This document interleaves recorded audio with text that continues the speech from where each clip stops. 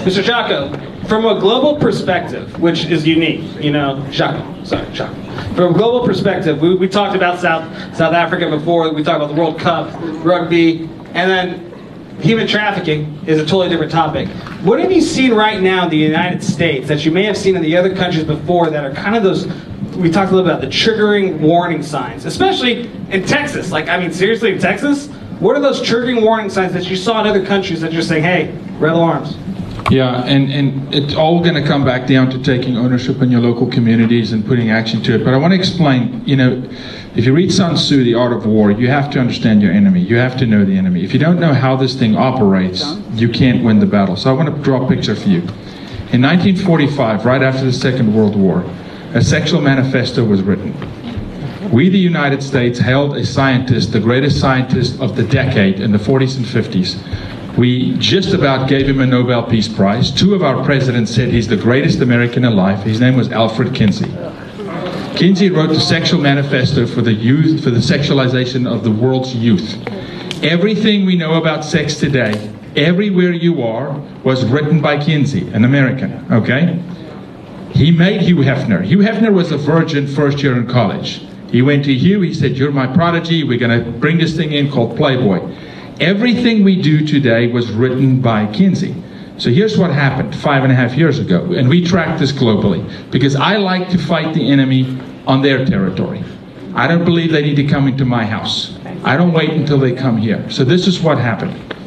And this is fact, and if this ruffles your feathers, then so be it. The World Health Organization took Kinsey's document and wrote a sexual manifesto of today for the world's children. A proposition to this is how to treat children with sex for the world. They brought in a couple friends. They brought in UNESCO, which is an arm of the United Nations. They brought in SICUS, which is the overarching governing body in the United States for all curriculum. And then they brought in one more friend to finalize this curriculum, the International Planned Parenthood Foundation. Okay?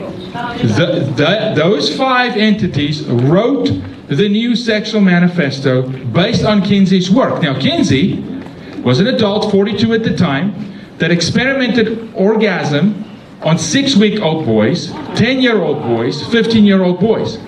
And he classified rejection of sexual orgasm as ecstasy. So when the baby cried, he said that's a form of ecstasy. Every pedophile today, Kinsey is their hero. He's their champion. Do you know that we've not had a single mass murder in American history? Not one. Whether name the names, whether it's Bundy or whoever, that was not a porn addict. They're all porn addicts. They're all pedophiles. And I want to explain to you how this works. So they write this manifesto. They always take it to Africa first. We saw it. They went to Kenya. They tested this curriculum that they wrote in Kenya. They were successful. They completely compromised children. They took it to Europe, and then they literally looked for one suitor. They looked for one suitor in the United States. This is fact. That said, I'll be the first to employ and bring in that manifesto as a curriculum into the United States.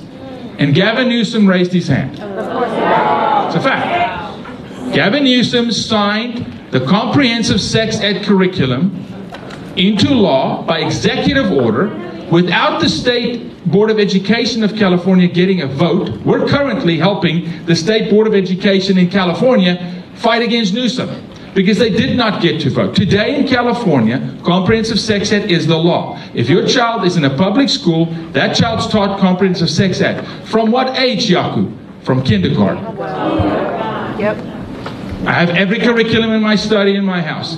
What they teach in kindergarten today, in the classroom, in the public classroom, they teach masturbation. Yep. This is fact.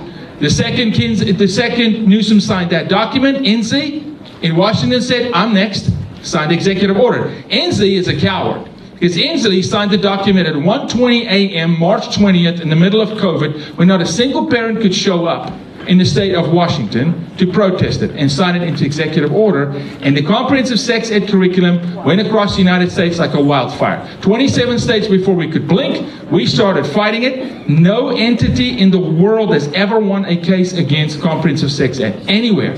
Europe, Africa, anywhere. Until we did a show, and I'm not tooting our horn, we did a show, and a very dear friend, Glenn Beck, said, I'll stand with you in this. Absolutely.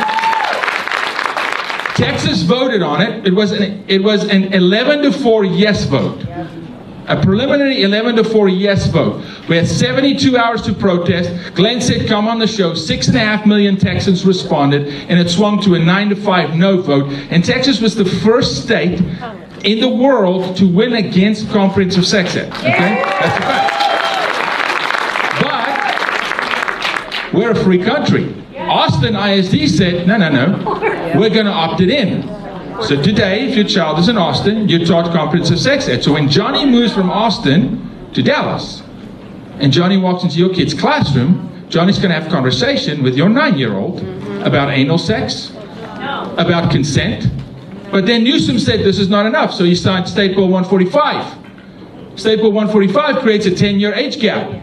So when a 24-year-old rapes a 15-year-old, rapes, which she's a victim, 100%, we don't need force for a coercion, it's up to a federal judge to decide whether it was consensual or not. So forget about, statutory rape clause, forget about, 17 and under is a victim in the state of California. You have lawmakers writing law in direct contrast to federal statute, allowing people to rape and hurt and abuse children. And why is it important to teach a 5-year-old, by the way, pre-K, about sex? Because here's one of our cases at the moment, and I'll close.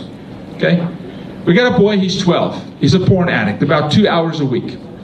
Here's what happened to him. He went into a classroom, and his teacher asked him this question, because it's on page 12 in It's Perfectly Normal, which is part of the curriculum. And page 12 asks, does anal sex hurt? This is in the classroom. Wow. He had never heard of the word anal sex. Take out your phone if you're brave enough. Go to YouTube and type in the word anal sex and see what comes up.